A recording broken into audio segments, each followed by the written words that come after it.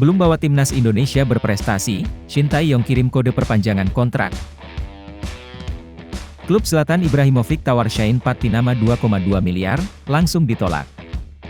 Diincar klub Kalik, striker Persis Solo Arhan Kakak gabung timnas Indonesia U17. Piala AFF Putri U19 2023, timnas Indonesia Putri U19 siap hadapi Thailand di semifinal. PSS Sleman wanti-wanti dua pemain yang dipanggil TC Timnas Indonesia U17.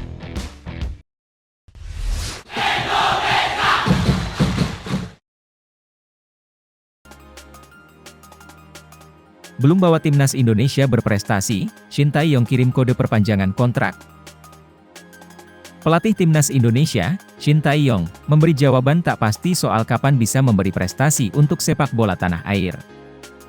Hampir 4 tahun Shin Tae-yong menangani timnas Indonesia sejak pertama dilantik pada Desember 2019. Selama itu, Shin belum pernah memberi gelar juara untuk timnas Indonesia. Paling banter pelatih asal Korea Selatan itu hanya bisa menjadikan Indonesia runner-up di Piala AFF 2020. Juara SEA Games 2023 pun didapatkan berkat tangan dingin Indra Syafri, bukan Shin Tae-yong. Saat ditagih soal prestasi, Shin Tae-yong belum bisa memberi kepastian untuk timnas Indonesia. Saya belum bisa memastikan kapan, tetapi PSSI, timnas, serta setiap klub harus menjadi satu unit untuk membuat program yang baik, tutur Shin Tae-yong. Shin justru seakan memberi kode perpanjangan kontrak untuk bisa membuat Indonesia bisa bersaing di Asia. Menurutnya, Indonesia butuh 1 dekade untuk bisa membentuk timnas yang baik.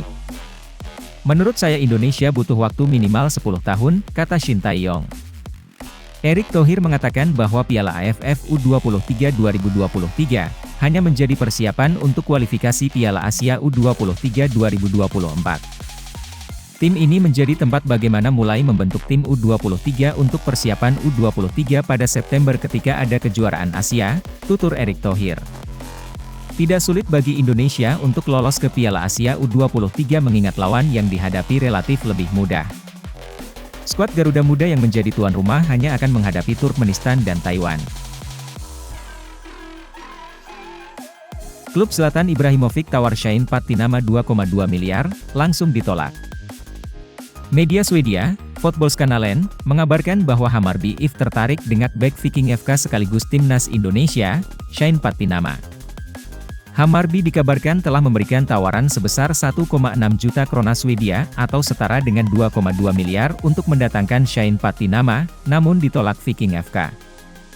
Hammarby belum menyerah memburu Shane Patinama.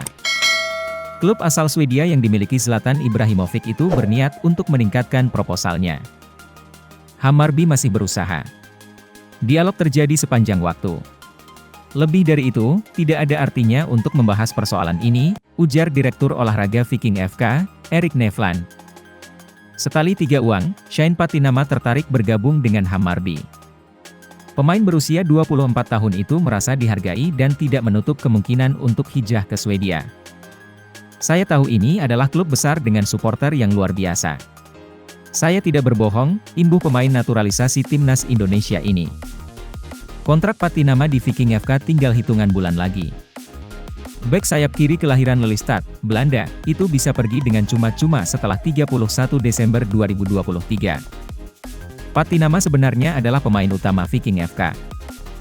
Pesepak bola berkaki kidal itu hanya sekali absen di Liga Norwegia musim ini. Diincar klub Kalik, striker Persis Solo Arhan Kakak gabung timnas Indonesia U17.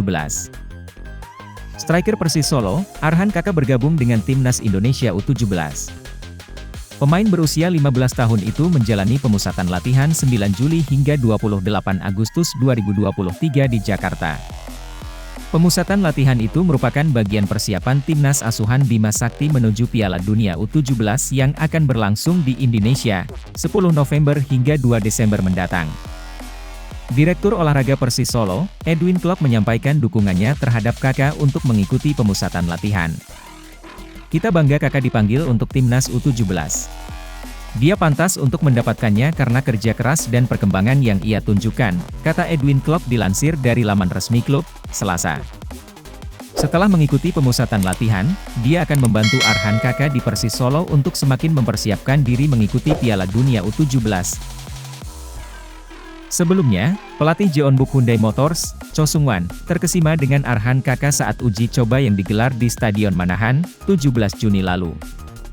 Di pertandingan melawan Persis Solo ini, Cho Sung-wan terkesima dengan permainan Arhan Kakak dan memiliki potensi untuk tampil di K-League. Piala AFF Putri U19 2023, Timnas Indonesia Putri U19 siap hadapi Thailand di semifinal. Timnas Indonesia Putri U19 tampil apik di babak grup Piala AFF U19 2023. Claudia Schönemann dan kolega menyapu bersih kemenangan di babak grup.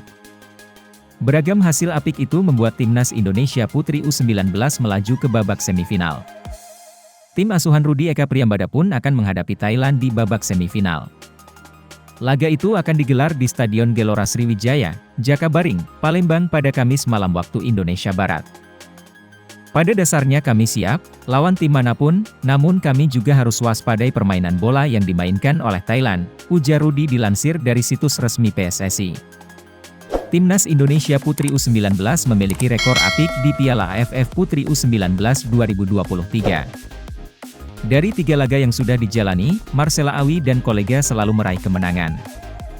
Kami harus bermain efektif, memperbanyak taktik yang juga harus pemain mainkan, jelas Rudi Eka Priambada.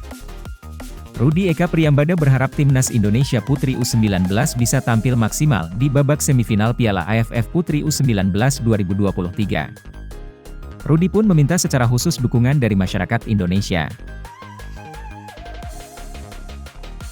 PSS Sleman wanti-wanti 2 pemain yang dipanggil TC Timnas Indonesia U17. PSS Sleman Development Center kembali mengirimkan 2 penggawanya untuk mengikuti pemusatan latihan Timnas U17 Indonesia. Mereka adalah Ahmad Zidan Ar-Rasyid dan Muhammad Afazriel. Pemusatan latihan ini merupakan bagian dari persiapan menuju Piala Dunia U17 2023. Pihak PSS Sleman Development Center mengaku sudah menerima surat pemanggilan kedua pemainnya untuk mengikuti pemusatan latihan tersebut. Hal ini disampaikan oleh Kepala PSS Development Center Anang Hadi. Kami mendapatkan surat pemanggilan mengikuti seleksi untuk Ananda Ahmad Zidan Ar-Rasyid dan Muhammad Afazriel dari PSSI. Suatu kebanggaan tentunya bagi PSS Development Center bisa kembali mengirimkan pemain ke timnas, ujarnya. Kedua pemain kami akan mengikuti seleksi dari 9 Juli sampai dengan 28 Agustus di Jakarta. Harapannya, mereka enjoy, serius dan tetap fokus mengikuti kegiatan seleksi, ucapnya. Melihat kepentingannya ini untuk acara Piala Dunia U17, saya meminta Zidan dan Azriel lebih mengerahkan segala kemampuan terbaiknya baik teknik serta mentalitas. Ini kesempatan luar biasa, jangan disia-siakan, sambungnya.